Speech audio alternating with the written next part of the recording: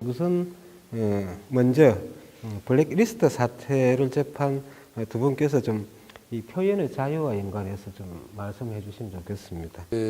저는 제일 처음에는 믿지 않았어요. 믿지 않았고, 정확히 말씀드리면 정치적이지 않았습니다. 아시다시피. 정치적인 게 아니고, 저는 항상 스스로가 회색도 색이다. 나는 회색 분자다. 이렇게 이야기하고 사는 사람이에요. 문재인 씨가 이제 예전에 대선 나왔을 때 내 경남고등학교 같은 반이었어요. 그때 대선 시절에 이제 저한테 제안이 들어왔을 때 저는 물론 안 한다 했죠. 난 특히 연구하는 사람인데 정치적인 발언을 할 수 없다 했을 경우에 거기서 원한 것이 정치적인 이야기가 아니고 고등학교 동창생으로서 인간 문재인이 어떻게 했는가를 이야기해달라라고 얘기를 했고요. 그때 무엇보다 하게 된 동기는 우리 단원들 때문입니다. 우리 단원들이 하세요. 내가 혹시 이게 정치적인 불이익이 당할 수도 있다. 관계없습니다. 그렇게 한 거예요. 하면서도 그때 제가 했던 말들이 지금도 떠도는데 정치적인 발언을 하지 않았습니다. 제가 했던 게 품격에 대해서 이야기했어요. 대통령은 일단은 말을 잘해야 되고 그리고 대통령은 전체적인 안목이 있어야 되고 무엇보다 품위가 있어야 된다. 이런 이야기를 했거든요. 했고 그러고 나서 2년 동안 아무런 문제가 없었습니다. 없었던 걸 알 수 있는 게 그 다음에 박근혜 정부에서 숭례문 복원 할 때 제가 연출을 맡았어요. 문화재청에서. 제가 박근혜 정부에서 연출했다니까요. 문화체육 비서관이 와서 할 때 제가 그랬어요. 나는 문재인 후보를 지지하는 사람인데 이 사람이 괜찮겠느냐 내가 이야기를 했어요. 그 김소영이란 비서관이 이래 가만히 생각하다가 괜찮지 않겠어요? 그런 거예요. 그렇게 했습니다. 거기에 대해서는 괜찮을 것 같다. 문제없다. 우리는 오히려 더 그걸 극복하겠다. 이렇게 된 겁니다. 그래가 잘 나갔습니다. 이 정부가. 저는 그래서 이게 이 블랙리스트 사태가 정치의 본질적인 것이 아니었다는 거죠. 이게 정치가 제대로만 갔다면 정상적으로만 갔다면 이런 사태가 일어나지 않았다는 거죠. 않았는데 그 어떤 일이 일어났길래 이게 갑자기 내가 블랙리스트가 되어가지고 막 떨어지기 시작하고 나뿐만 아니고 많은 사람들이 그냥 잘리는 거예요. 우리 연극 쪽보다도 영화 쪽은 좀 더 심각한 걸로 알고 있습니다. 제 생각은. 영화 쪽은 이게 자본이, 연극은 돈이 없어서 해요. 돈이 하는데 영화는 자본이 이제 개입되니까 그게 더 심각했을 거예요. 그러니까 연극이 더 심하죠. 왜냐하면 영화계는 항상 앞장 나가서 상당히 진보적인 것들을 드러내놓고 했는데 왜 연극은 더 의식이 치열한 사람들이 많은데도 불구하고 그걸 못했느냐. 그게 이제 이 블랙리스트가 나오는 역설인 거죠. 맞아. 여기 아이러니죠. 결과적으로도 뭐냐면 그 연극인들을 건드렸단 말이에요. 소위 말해서 그동안에는 정권을 지는 사람들은 연극 이건 떡고물을 주면 조용하게 시킬 수 있어. 길들여져 있단 말이죠. 그런데 그것조차도 안 주니까 도대체가 이제 이게 정말 이건 빈자들의 혁명이 일어날 수밖에 없는 구조로 가고 있었다라는 거죠. 그러니까 잘못 건드렸다라는 거죠. 영화는 건드릴 수가 없었던 것이 영화는 정부의 보조금을 가지고 있는 사람들은 독립영화인들이지요. 피해를 보는 것은 실제로 상업영화는 피해를 볼 수가 없습니다. 거기에는 경쟁의 논리가 있고 자본의 논리가 있기 때문에 그러니까 예를 들어서 1,000만 관객이 드는 영화를 정부가 막을 수 있다?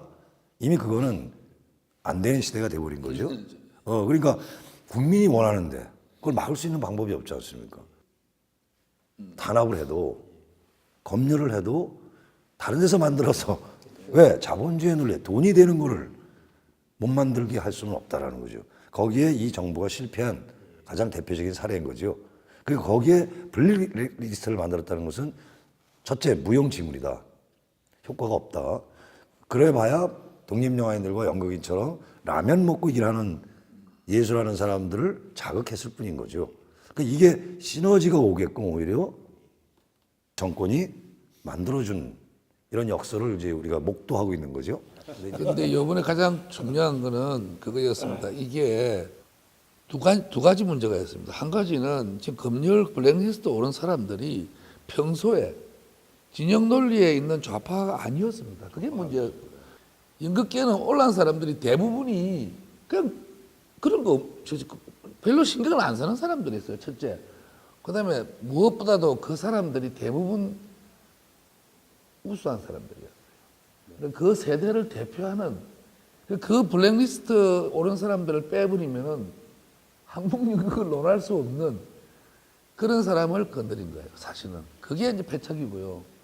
그래서 많은 시민들이 이게 뭐냐? 이거는 상식에 배반되는 거. 두 번째는 누구라는 건 못하겠지만 블랙리스트를 주도했던 분들이 정말 그 최고의 엘리트, 최고의 학력과 최고의 그 권력과 그걸 갖추신 분들인데 정말 문화에 대해서는 너무 무지한 분들이었다. 너무나 무지한 교양이 없고 품위가 없는 분들이 문화에 대한 정말 야만적인 분들이 문화를 그렇게 하는 바람에 지금 이게 시민들이 도저히 이해할 수 없는 행위가 벌어진 것이고 거기서 이게 물결이 올라서지 않았느냐 그런 생각. 예, 그런데 이제 제가 거기서 이제 한 가지 더 말씀드리고 싶은 것은 선생님 말씀하셨잖아요. 윤 선생님은 당신께서는 본인이 좌파 아니라고 생각하시지 않습니까? 예. 그러니까 좌파냐 아니냐를 누가 결정하는 거냐 이거죠. 아무도 내가 좌파라고 얘기하는 사람은 우리나라에 별로 없습니다. 그런데 예, 다른 사람이 그거를 이 사람은 좌파라고 찍어주는 거지 않습니까? 좌파가 아닌 사람들끼리까지를 거기가 10분의 9가 좌파가 아니에요. 저도 좌파가 아니고요. 그러면 저희들끼리 농담하는 말이 있습니다. 정부에서나 많은 사람들은 저한테 좌파라고 그러거든요. 근데 좌파에서는 저를 창피하다고 생각하거든요. 그러니까 결론적으로 얘기하면 이 헌법에 명시되어 있다 이런 게 중요한 것이 아니고 문화예술인들이라는 자체가 사회를 얘기할 수밖에 없는 거죠. 그리고 그거를 가장 좋은 방법이 중에 하나가 원초적이면서 하는 것이 이윤택 선생님이 말씀하시는 것처럼 이건 놀이거든요. 놀이를 통해서 영혼을 다스리는 것이고 사회를 치유하자는 거 아닙니까? 아픔을. 그런데 그게 세월호하고 만나니까 도저히 용납을 할 수가 없으니까 문화예술 자체를 부정하는 근본주의적인 잘못을 저지른 거예요.